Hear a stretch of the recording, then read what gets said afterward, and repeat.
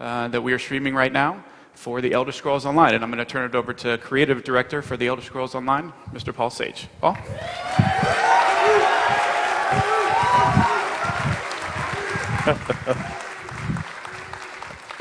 Hi. Hi. More importantly than me, joining me on stage, we have a few people who are going to be going through this absolutely live demo with me. So if anything happens, that's good. It's supposed to. It's a live game. So we have Nick Conkle joining us, Rich Lambert, Gina Bruno, and Eric Bakudis. And also joining me are a lot of people watching from home, a team that has made this possible. So if you guys can just say hi to them, that would be great. All right. All right. Thank you so much. So without too much further ado, we're going to give you this look at Elder Scrolls Online, and we're going to go ahead and jump in. All right. So this is the first thing you will see when you get into the game is character creation. And Nick is going to take you through this a little bit. One of the first choices you'll make in a game that's all about choices is which alliance do you want to join. Because it is time of war right now. And the time of war is all about you fighting a battle with your friends, against people you don't know, all over the game. And now we're going to let Nick kind of show you, and hopefully I'll do a little less talking as this goes through, and you get to see more.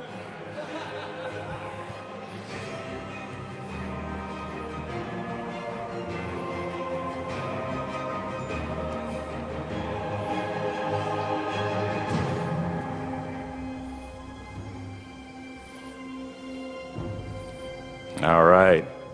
So Nick's going to take a character that's not brand new. We're going to take you into a different area.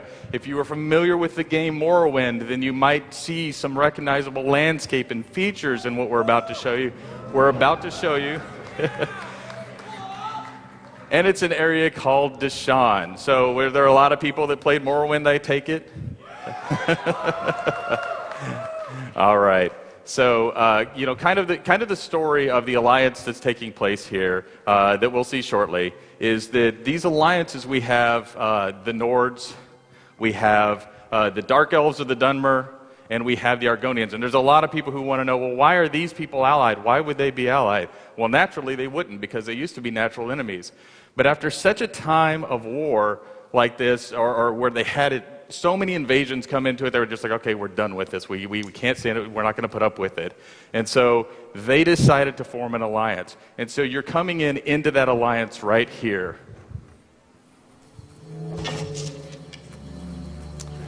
Okay, one of the first things you may notice is that Nick is playing in first-person mode. So really important is to get in that first-person mode. Nick can also play in third person. I promise you the third person's good. If you want that situational awareness in PvP, it's great.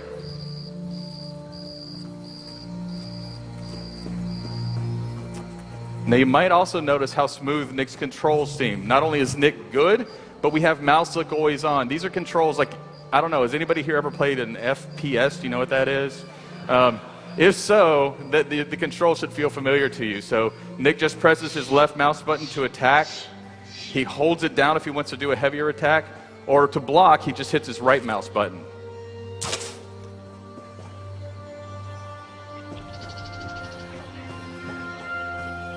Now, Nick is also looking around the world. If you notice in the top center, Nick has a compass. And that compass gives him what we call points of interest, right? And what that is, if you see that he's looking at a wasteland right now, he can turn around and he can look at different things. We want this to be a game of exploration, a game where you can play any way you want to play. If you see something over in the horizon that you want to go do, you should go do that.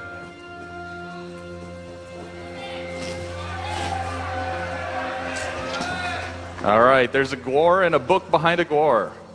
So these books, again, encouraging this exploration. When you find books like this, it's more than just finding a book that you can read, although that's all right. We also have the books reward you for your exploration efforts. So if Nick pulls up his skill screen here, then what I'll show you is that not only do you get the skills that you have as part of your class, But when you join the Mages Guild, the Fighters Guild, or maybe become a vampire or werewolf, you have these entire skill lines available to you that you pick up sort of dynamically. So on the right-hand side, what you're seeing is an entire skill line for the Mages Guild. On the left, you see all of the different skill lines Nick's acquired. And you can see that class, if Nick clicks on class, you have 3 different skill lines. And now what you're seeing is what we call a morph choice. So as you kind of use a skill over and over, you gain in strength with that skill. And then Nick has made a choice so you can actually take and make that skill kind of behave the way you want it to behave. And so that's just rewarding that growth again. Need to lighten your load. Justice knows no sleep. Neither does profit. When there's trouble, prices go up. That's why I'm here. Indeed, it is fully voiced. The TC pays me well to make sure there's no trouble. So do me a favor and don't start any.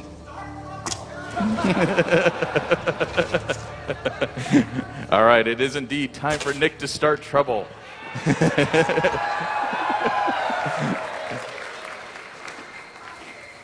All right, Nick. So that was a little look at Deshaun. We're going to take you to another area in Morrowind, and this area is called Stonefalls. Now, what you'll notice is Nick is teleporting pretty easily here. So we think that world exploration is a huge part of the game, but not only is world exploration a part, but we want you to be able to get to where you've been quickly. So we've developed a waypoint system, or way shrines, that allow you to travel to each of the way shrines in the game that you've already discovered.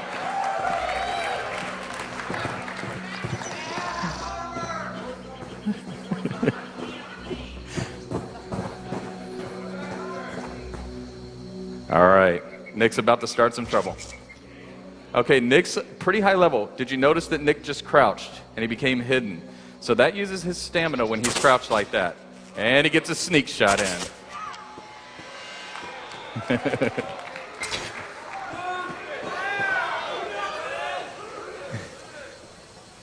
And maybe you noticed that Nick changed his weapons with just the press of a button there and went to dual wield. Any character can use any weapon in this game. Your class does not affect that. You can use any armor.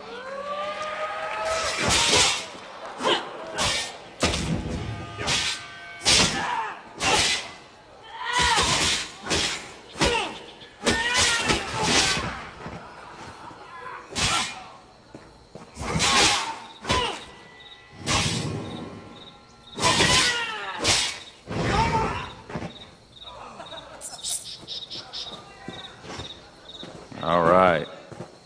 Now let's see if Nick can find anything else new and interesting.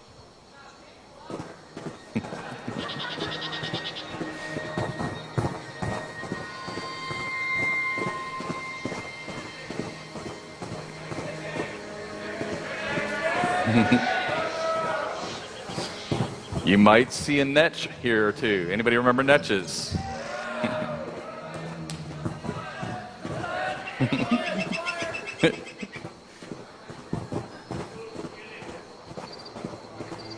There will be plenty of killing later. We talked about discovery being a part of the game. When you discover new things, you get experience for that. You raise in power for your character.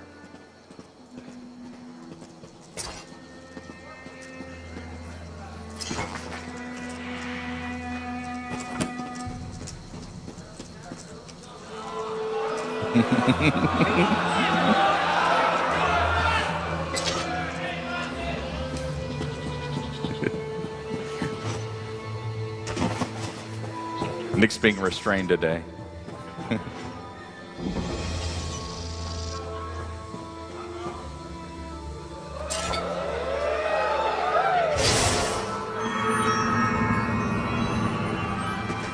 All right, and that's what we call a Mundus stone. So again, looking around the world, you'll find lots of different things. And in this case, he found something that'll give him a power that he'll keep for a long time. But you know, this game is called Elder Scrolls Online for a reason, and that's because you get to play with other people. So Nick's going to use something that we call looking for group. You might be familiar with something like this. And he's decided he wants to play with other people. And so he's going to try to find a group who's interested in doing the same thing he's going to want to do, which he wants to play a dungeon today called Fungal Grotto, which is an early level dungeon. So we'll see if he can find other people. Strangely enough, he did find other people. And here we are. Now, we talked about as well being able to travel to places you've already been. But what if you just want to get into the game really quickly and meet your group mates? Well, you can travel to one of your group mates or to a safe location near your group mates. And so here Nick is traveled to a way shrine, which is the safest location near one of his group members, because if you traveled right to them, they might be in To me, stranger. a troubling situation that they couldn't get out of. So I want to put you in a safe spot.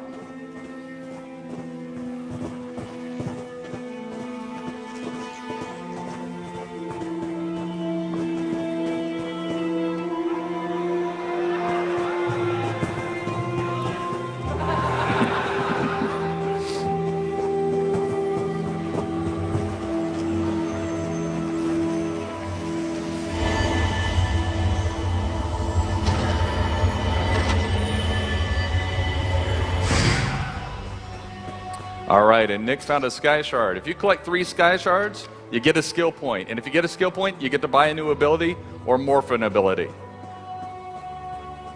All right, dungeon time?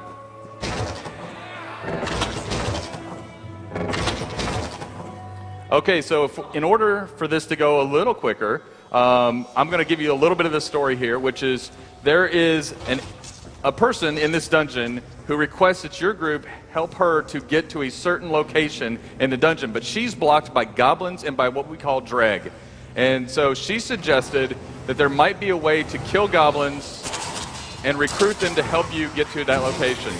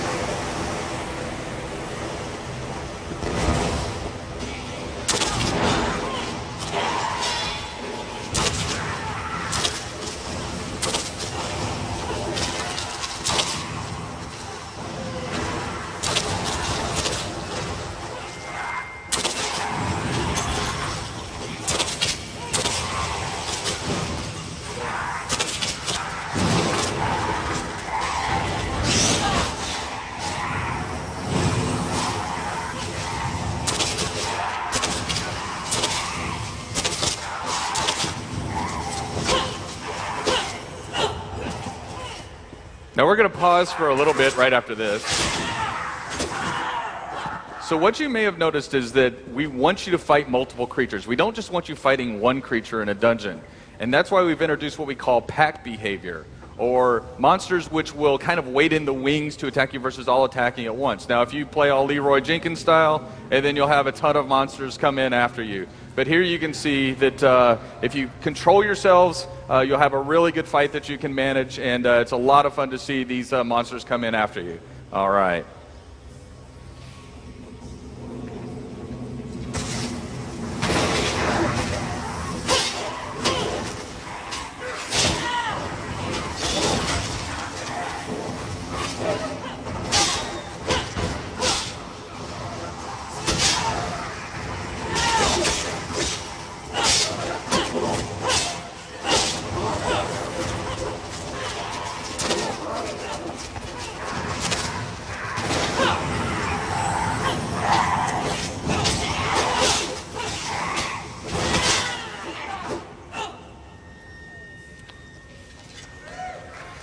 I think the team did all right with that one. All right, and that loot is instanced to Nick, so you don't have to fight over loot when you get loot.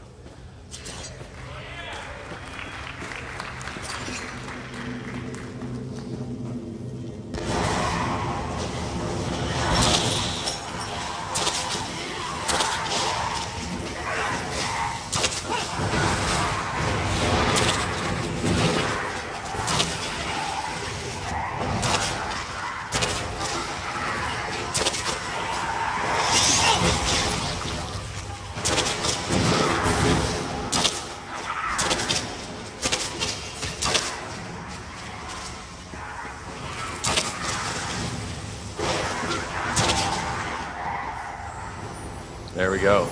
So one of the other things is Nick is playing a class called a Templar. And you'll notice that Nick has adopted the role of using a bow or ranged damage. And the whole thing here is that Nick can change his role in an instant with a weapon switch and go to close damage. But the idea is that, again, those classes are just the starting point.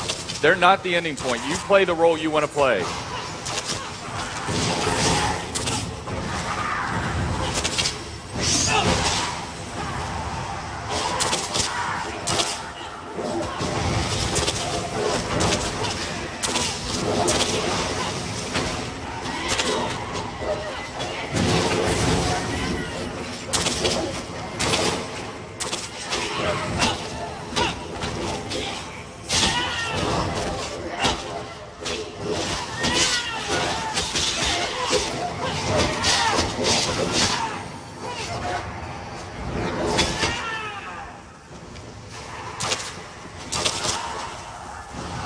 Now what you'll see is we have NPCs that are working together. We have healers in the background healing themselves. So these monsters really work together. If you see blue oil get spilled on the ground, that's an NPC spilling that blue oil. Another NPC can come up and light that on fire. And there we have some of that blue oil. So again, these monsters really work together against your party.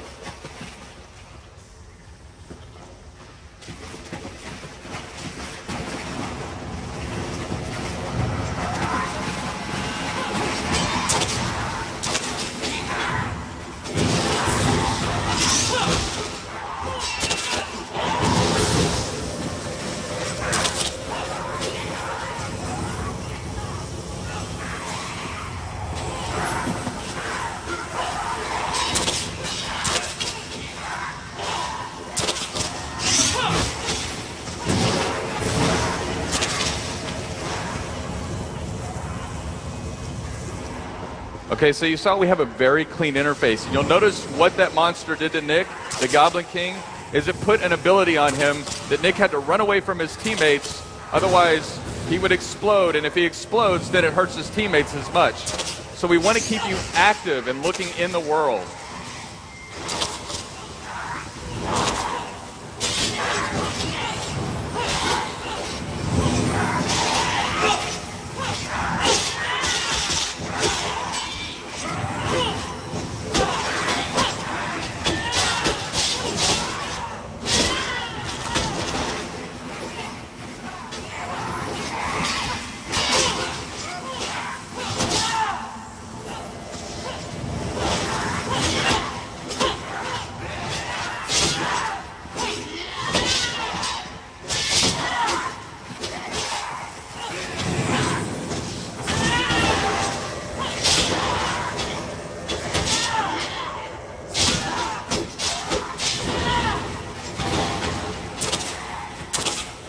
Got a healer down. All right, but the group was able to do it. All right, so Plugi, who died, thankfully can come back. And so we have what we call soul gems in the game. And if you know soul gems, with us, this means you can actually resurrect your allies. So you can choose to do it, or if you have a soul gem and you die, you can resurrect on the spot. If you don't have a soul gem, then you can go back to the earlier start of the dungeon. But every time you die, there will be a penalty and your armor will degrade.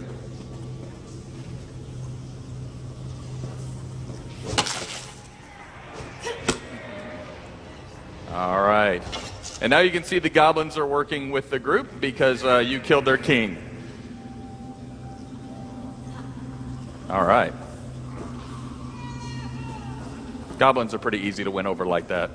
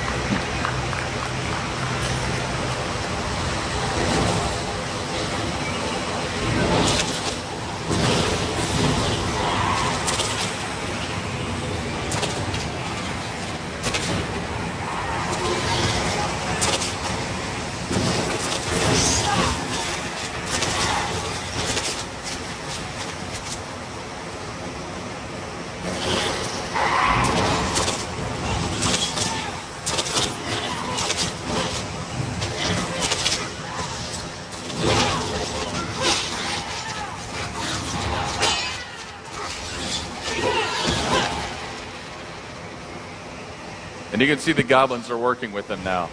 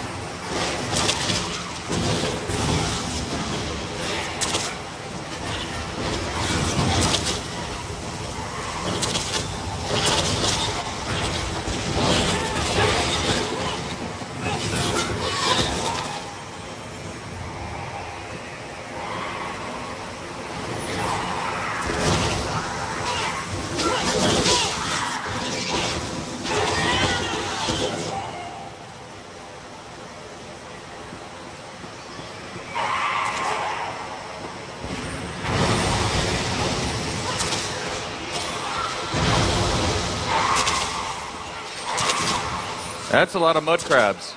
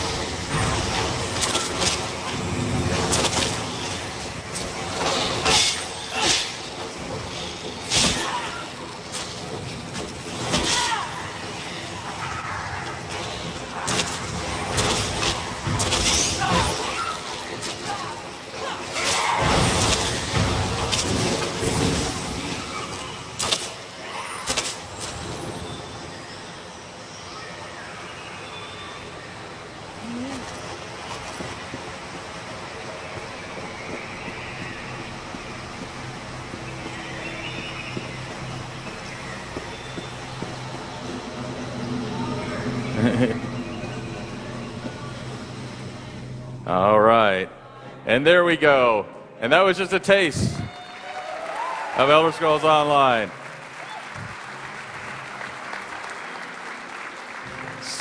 So I want to thank you guys so much for coming out and taking a look. If you haven't already, please sign up for beta. You know, I know we always throw that out there, but seriously, please sign up. Also, we are due to release in spring of 2014 on the PC and Mac, Xbox One, and PlayStation 4. And thank you for coming out to see this next in the saga of Elder Scrolls and follow up to Skyrim. Thank you guys so much.